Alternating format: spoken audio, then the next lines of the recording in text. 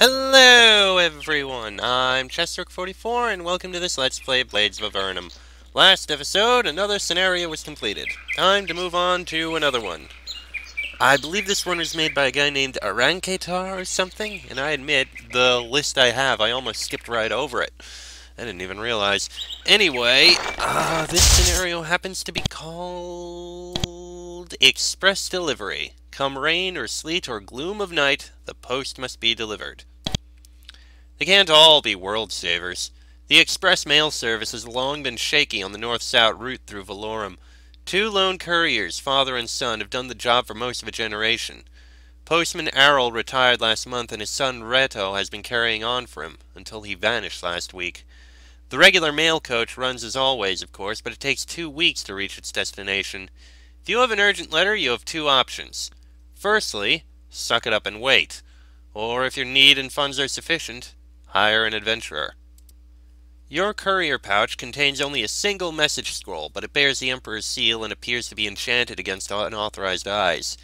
You are to deliver it to the mayor of Lorelei, the provincial governor of Midori Province, for a pay of 1,000 gold, plus a bonus of 500 for each day of early delivery. Good progress has been made, and as you are riding down the western shore of Lake Tamor, you are estimating a final reward of several thousand gold pieces. You're almost there, but your horses are exhausted. Luck would have it that you are approaching a tiny village named Bacchus. You plan to rest the night there. It seems that the village itself grew around the inn, whose structure and raised floor indicates that it was probably an imperial way station once for express couriers.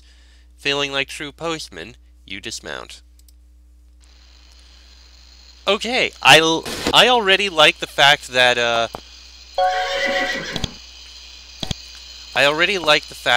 this is happening in Valorum, a world that we've actually been in before. You never see that. None of these scenarios actually happen in, none of these scenarios ever happen in areas that have already been visited in the games. I mean, sure, you have, oh yeah, you're in Avernum. That's not the same thing.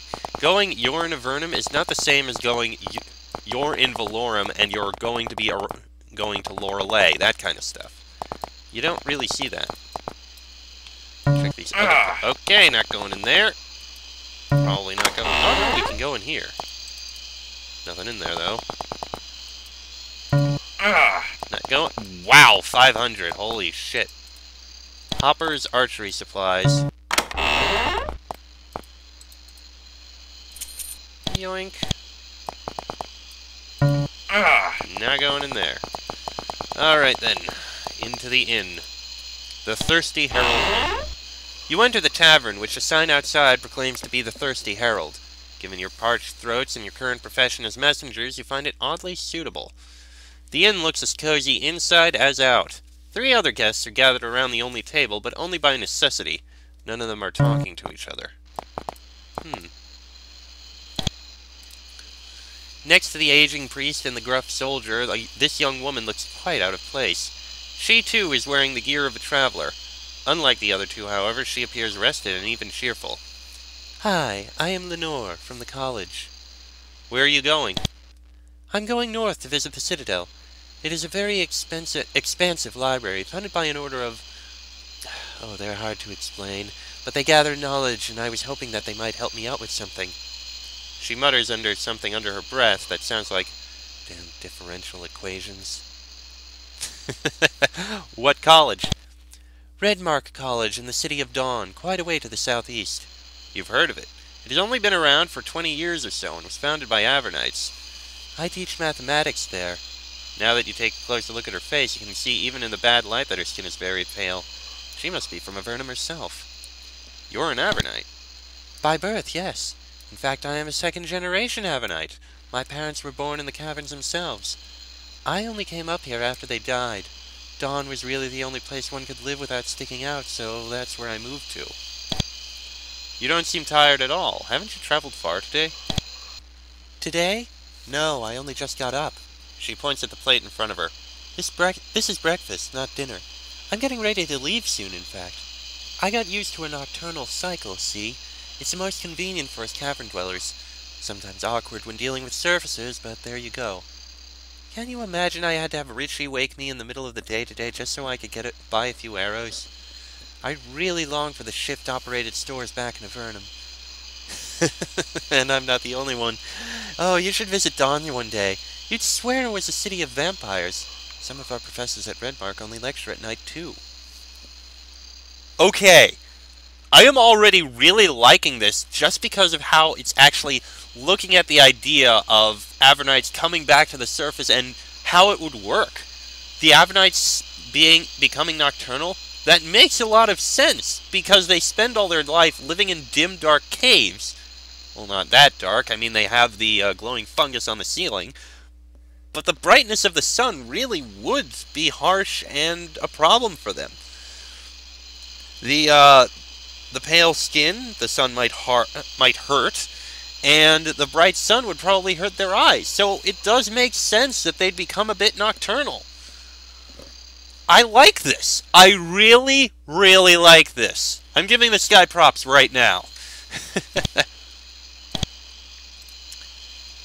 This priest has his cowl drawn over his head and appears deeply lost in thought, sitting in front of a large mug. However, after a few moments he grows aware that you are looking at him, and looks you in the eyes. Good evening, children. I am Father Kerningan. His voice is warm and kind. I see you have come from far away. How did you know we were travelers? He sees the look in your eyes and sounds amused. Bacchus is a way station. You are not a local farmer, so you must be passing through. He turns his head to look outside through the window. Your horses look exhausted. You have been riding for more than a day, and quickly. Where do you need to be so urgently? We're not really at liberty to say. He looks at you for several moments, as if trying to read your minds. Is that so? You look very thirsty. He continues after a pause.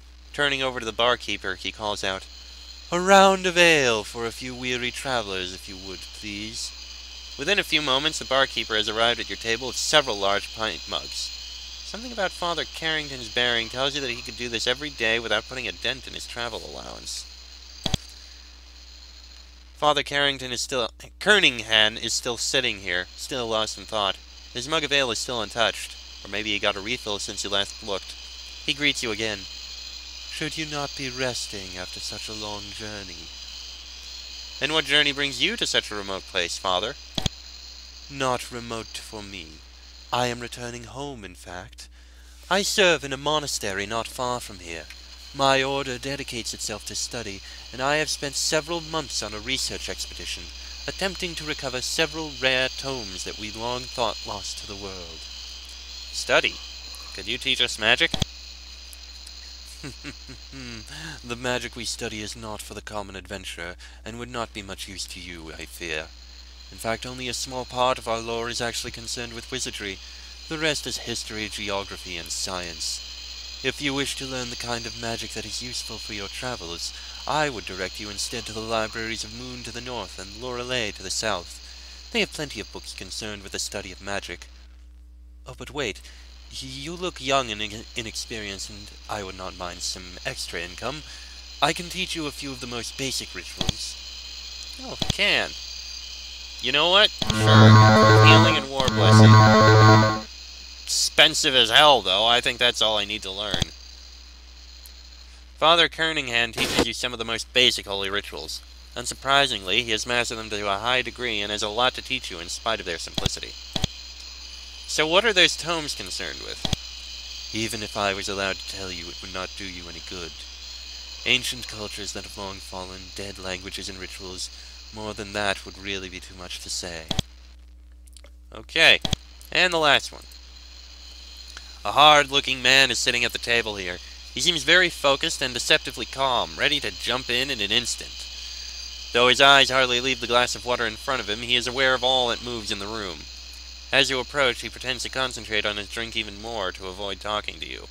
When that doesn't work, he grudgingly looks up. What do you want?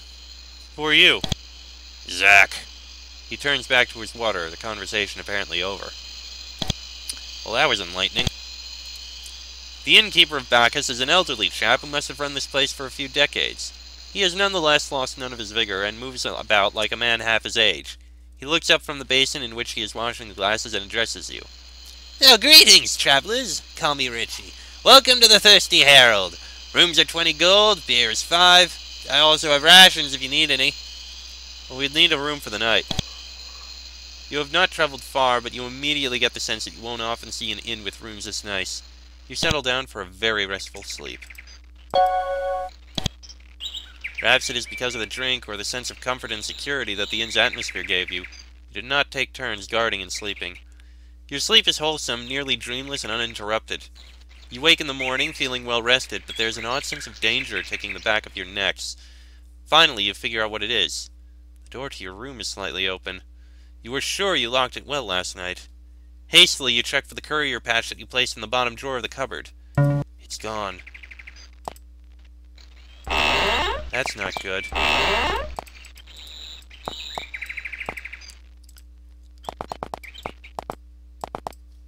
Oh dear. Ritchie appears to have risen early. He's already behind the counter, ordering some dishes and counting out yesterday's earnings. He looks up as you enter the common room. "Oh, good morning. Had a restful sleep?" "We got robbed in that room last night." He is stunned. For a moment he can't say anything. His lips work in silence, then he speaks. "If I can reimburse..." You cut him off and explain the situation. The message cannot be replaced, obviously. If you cannot deliver it, you face a very long time in prison indeed. If you are lucky, that is. The only possible solution lies in quick recovery of the lost courier pouch. "Have you seen anyone suspicious near our room last night?" Not that I can think of, no." He trails off in thought. "You went to bed earlier than the others, right?" "Kerningham went soon after you. He had the room upstairs from yours. That soldier slept next door. Lenore left at nightfall. Apparently she prefers to travel by darkness. Avernites get sunburned easily. I have to confess I don't know any more because I went to sleep soon afterward myself. You did lock the door, I trust?" You assure him you did. Someone unlocked it. It was ajar this morning. "Oh, this gets worse and worse. The doors are supposed to be completely secure against lockpicks. There's no way anyone could have gotten in without smashing it open and using the key." He checks his belt. "That's as I feared. Someone stole my key. They must be fairly nimble because I sleep lightly. I lock my door too, of course, but I sleep with the window open. One of my little failings. I'm afraid I cannot do anything more to help you." He's correct, too. Almost all inns disclaim responsibility for burglaries. Under Imperial law, it is you and not he who will suffer the consequences of this loss. "I do know there's a goblin infestation a few hours west of Bacchus, which has given us trouble a few times, but you know goblins. I would be surprised if they managed to find this inn without a map, let alone break into it. What would they do with a message of all things?" "I don't know. I guess that might be your only choice." A middle-aged woman is sitting behind the counter, carefully trimming a few feathers on a narrow shaft of wood. She interrupts her fletching to greet you. "Welcome to Harpers Archery Supplies. I'm Grace. Can I help you with anything feathered and pointy? I can also buy any spare goods you may have. The traders that pass through here will pay for anything." You've got some iron arrows. I guess buy some extra. Because Bonnie, I may as well have some. "Do you know anyone who can identify my things?" "Heavens above! This is a way station, not a bazaar. I'm sure you'll have some luck at Lorelei. It's barely a day's journey from here. I'm lucky I can even keep my little shop open. Wojciech used to sell spanning trees in a shop right across the village square from here, but he went out of business. Not enough customers. The art of botany is lost on the locals here. Seems that ammunition is the only product that travelers will need constantly." And these buildings are probably still locked. Okay. So we lost our crap. We don't know where it is. Our only clue? To the west are goblins.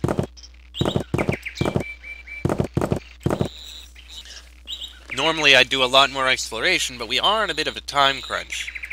And from what I saw here, a new day is dawning. You have 4 days left to deliver your message, and your pay would currently be 3,000 gold pieces. Yeah. You could see a fire burning on the top of this hill and wondered who might be camping here. Turns out to be a goblin hunting party, evidently returning from the north, rich with the spoils of war, mostly the meat of small animals.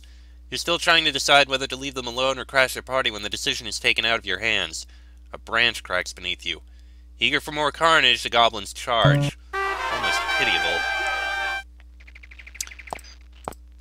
And one of them's a shaman. Wonderful.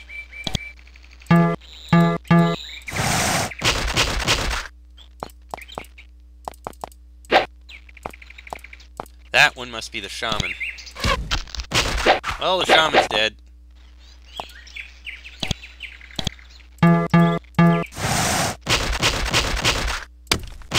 Well, that was easy.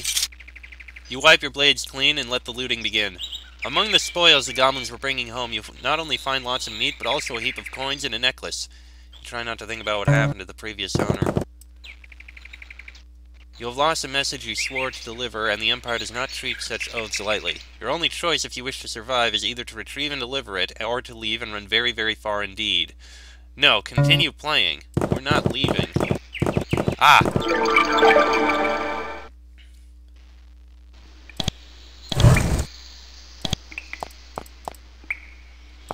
Well, we found it. Not.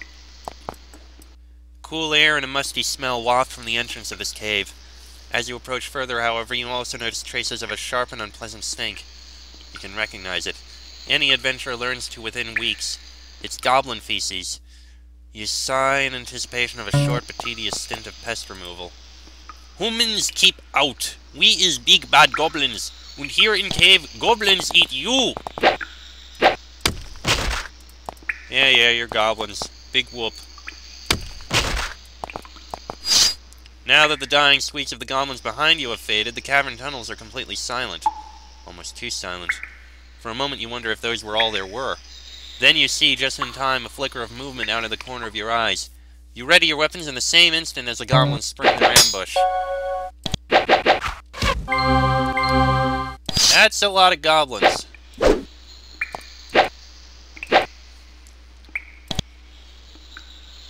Sure, summon a shade, see if that helps a bit. Then again, these guys aren't really doing much damage.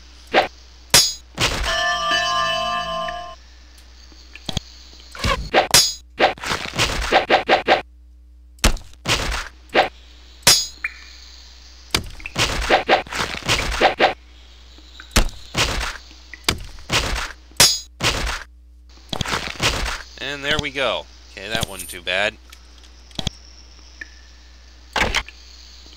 Stick with the iron arrows. Nothing else we need here.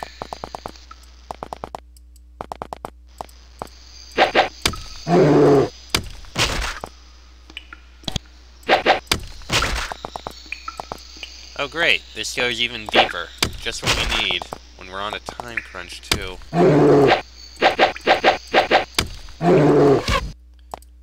Perhaps you underestimated these goblins. They are not only stronger than the cannon fodder you normally encounter, but also seem to take care of their cavern very well. You have yet to see litter lying anywhere. And the leaders of this tribe have decorated their war room with tattered wall hangings and a vicious-looking boar skull. This weakness for home improvement does not, however, make them want to pass up an opportunity to disembowel you.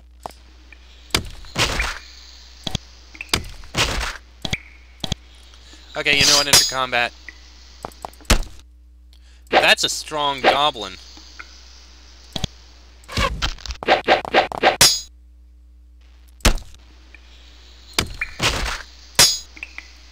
Okay, little healing, please.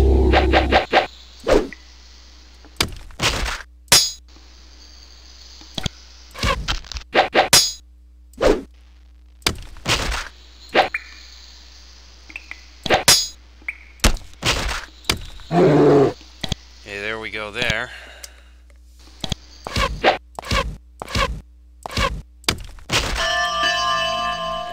Okay, so this is their war room.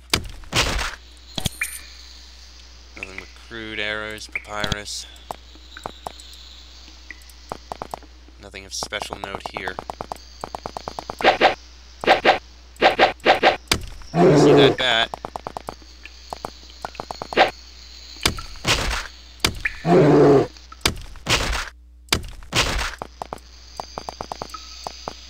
Is there anything on this end?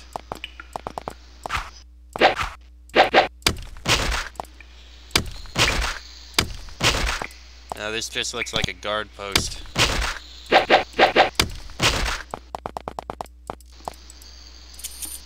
Some coins and a bar of iron. Bread and mushrooms, I guess grab them. Some food helps. And some dried meat, don't need that. Okay, let me go back up to the war room, see if there's a hidden path I missed. Where did you all come from?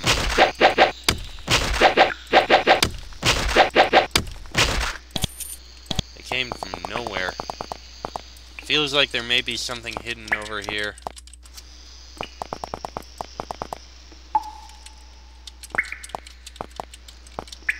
The surprises don't end at a few wall hangings. If you hadn't stumbled on this concealed door, you would never have known it was here. The edges are completely invisible to the naked eye. The goblins could never have done this. Or could they? And we've got a ring of skill, a couple bars of iron, a bar of lead, and a steel small shield. I'll take this over the wooden large shield, in all honesty. We've got an unidentified necklace. Huh. And we've got a ring of skill, which 5% chance to hit in melee. Which is not bad. Sure, what the hell.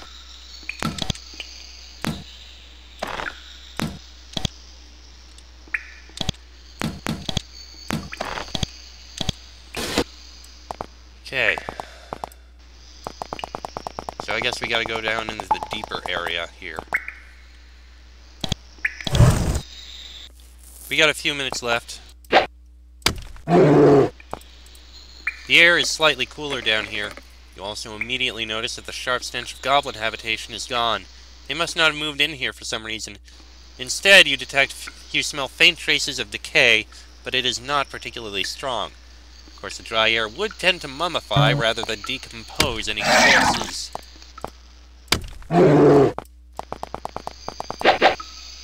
Oh, hello. You guys all came out of nowhere. Humanoid skeletons are strewn all over the cave floor here. The goblins must be using this cavern as a graveyard. Perhaps that is why they're not living here. Or perhaps there's something else.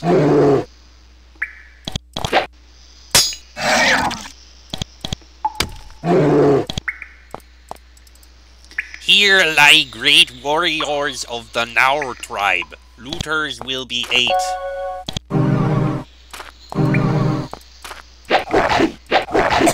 Ah, jeez. And I see spiders coming from behind.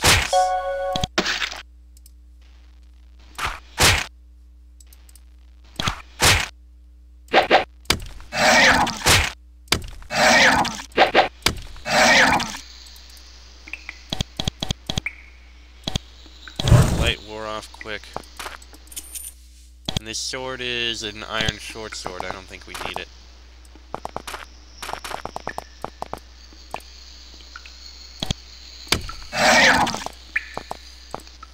Okay, these lights are not lasting at all. How grim.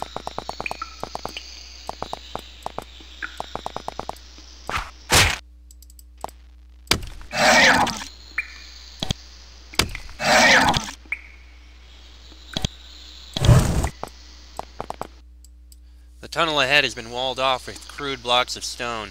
It appears to be goblin workmanship, and done in great haste at that. The gate set in it is crude, but made of strong iron bads. You won't get it open without a key. No enter! Bad things from below. Yeah, we're not getting in there. There must be a key somewhere upstairs.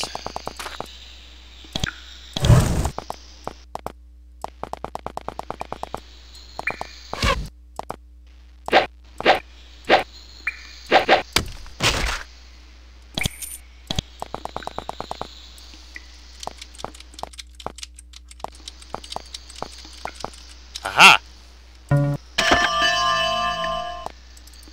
Among the assorted valuables that are in this chest, you also find a large brass key.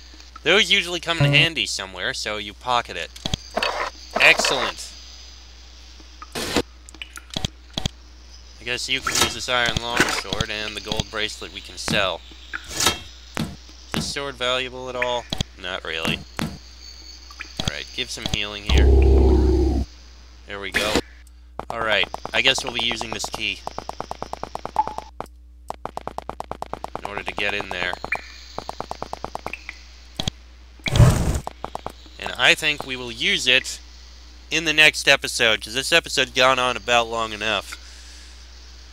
Okay, we can only hope that the message we're looking for is in this cave, otherwise we are in trouble.